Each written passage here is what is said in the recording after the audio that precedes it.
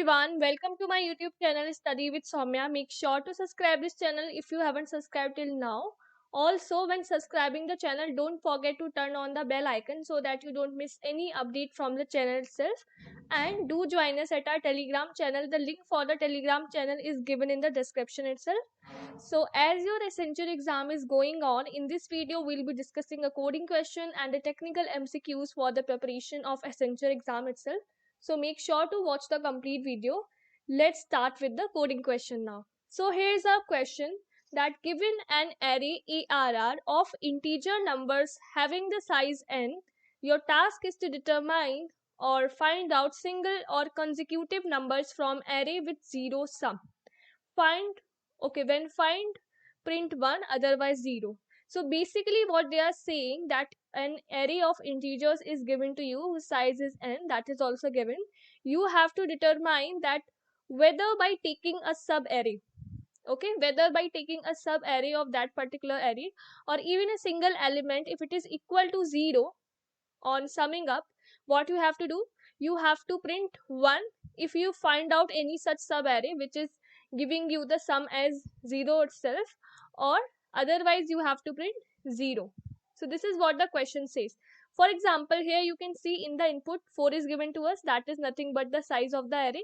Next we are having the array elements. Fine.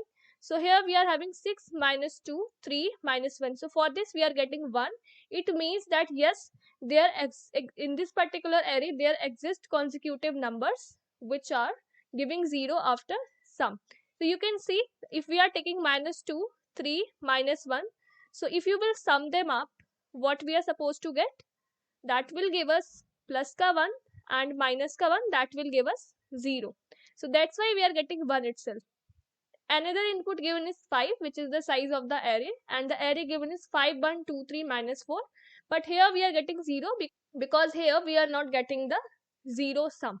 Fine. So what can be the logic? First of all, there are two cases possible in if any of these cases is satisfied. So we can say that yes, we can simply print 1 that yes, here in our given array there exist single or consecutive numbers which are giving 0 as the sum. What are the two cases? Either the complete array after summing up will be 0 itself. For example, we are having an array minus 2, 1. Okay, so let's suppose this is the input given, 3 is the size of the array and these are the array elements. So if you will just sum them up, we are going to get 0. Next case is what possible. So let's understand that particular case from the given input itself. So here what you can do, so let's suppose your array is 6 minus 2, 3 minus 1. Another case possible is that when you can say that the consecutive numbers will give you 0 as the sum, when there is a repetition in the sequence. Which sequence? Let's understand. So as of now, we are having the sum as 6 till here. We will move further.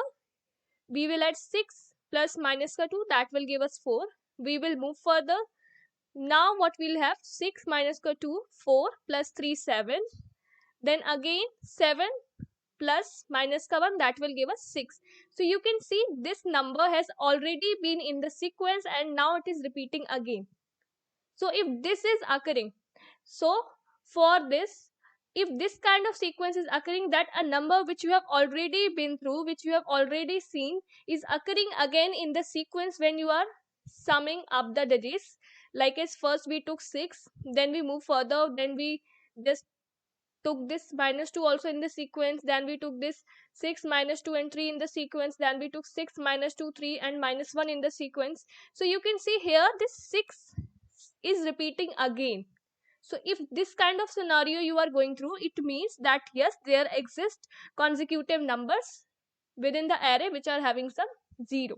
So there are two cases, either the whole array is giving you 0 after summing up the elements, or this kind of sequence repetition is there. So in that case you can say that condition is true and we have to print 1.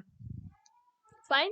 Now you have to store this sequence somewhere. Only then you will be able to determine whether we have seen this particular element or not. So for this we can take a set, right? We will take a set and we will keep on adding elements to this particular set, and also we'll be checking that if this particular element we have already seen or not. So if we have seen this particular element, simply we will print 1.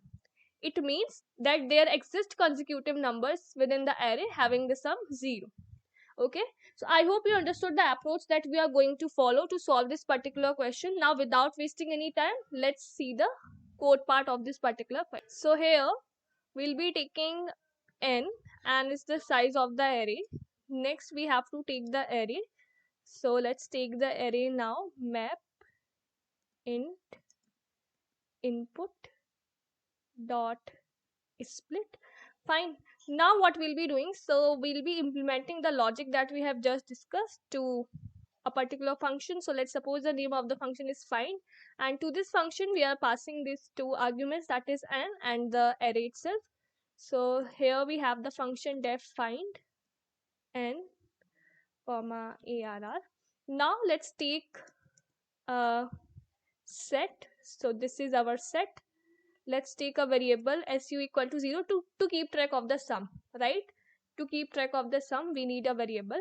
Now what we'll be doing, so we have to simply run a loop for I in range n, and here we'll be doing su equal to su plus arr of I. Fine. Now inside this for loop we'll be having a if condition. We'll be checking that if su equal 0. So there were two cases: either the sum itself will be 0, or whatever element we are getting in the su, this is already present in our set, or su in set. So if any of these condition, su in s, so the name of set is s, so we have to take s here, so, or su in s. So if any of these condition is true, either the overall sum is 0, or this particular element that we have just got after the addition of the ith element, that is present in the set. So if any of this condition is true, we have to simply print 1 and we will return. Fine. So if this condition isn't true, so what we have to do, we have to add that particular element that is stored in su to our set s. For this we'll be doing s dot add su. Fine. If this condition is true, then the 1 will be returned. Okay, then 1 will be, if this condition is true, then 1 will be printed and the function will get back to this actual function itself.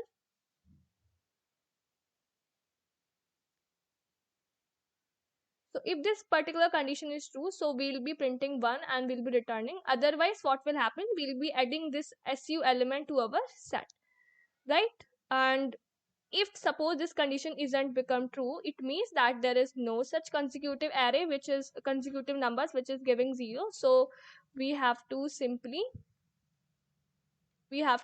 print 0 and just return, right? So now let's run our code. So 4, 6 minus 2, 3 minus 1. So you can see we are getting 1 because here we have minus 2 and 3 minus 1, which is giving us 0 itself. Let's try for another input. So if we are giving, let's 3, 2, minus 1, minus 1. So you can see we are getting 1. Let's try for another input. So 4, 3, 4, minus 5, 1. So you can see we are getting 1 because here what we are having, 4 minus 5, that will give us minus ka 1, minus ka 1 plus 1, that will 0. So that's why we are getting 1. Let's try for another input. So 5, 1, 2, 3, 4, minus ka 5. So you can see we are getting 0 because here we don't have the consecutive numbers, and also the overall sum is also not 0. Okay, so I hope you understood the code part. Now let's see some technical MCQs that will be helpful for your Accenture exam. So here's our first question, that which of the following task is not done by data link clear? So framing part is done in the data link clear, error control is done in the data link clear, flow control is also done in the data link clear. But channel coding, that is not done in data link layer. So that is done in physical layer. Fine. So that's why option D will be the correct answer, that channel coding isn't done in the data link layer. Next question is, which network topology requires a central controller or hub? So you must be knowing that in star technology, in star topology, what do we have? So this is how we do connect the device, right? And this is what our central hub. or central controller. So this is what star topology. So what will be the correct answer? Option A will be the correct answer for this particular question. The private cloud is a standard cloud service offered by the internet, a cloud service inaccessible to anyone but the cultural elite, cloud architecture maintained within an enterprise data center. So what will be the correct answer for this one? The correct answer for this one will be option C, that is cloud architecture maintained within an enterprise data center. The next question is, which of the following is the most important area of concern in cloud computing? Storage, security, or scalability? Well, in the cloud you store your data. It may be sensitive data, it may be sensitive data, or it may be very important to the organization or so that's why the major area of concern in cloud computing is what? Security, right? So option B will be the correct answer. Next question is, the private cloud is a, okay, so the question got repeated here. The option C itself will be the correct answer. And next question is, which of the following is a type of service model? So from the given option, which is a type of service model, platform as a service, also known as PaaS, right? So this is a type of service model. So this is it for this video. Thank you for watching this video. Don't forget to subscribe the channel. Do share this video among your friends as well, so that even they can know about the questions also. Thank you for watching the video. Bye bye.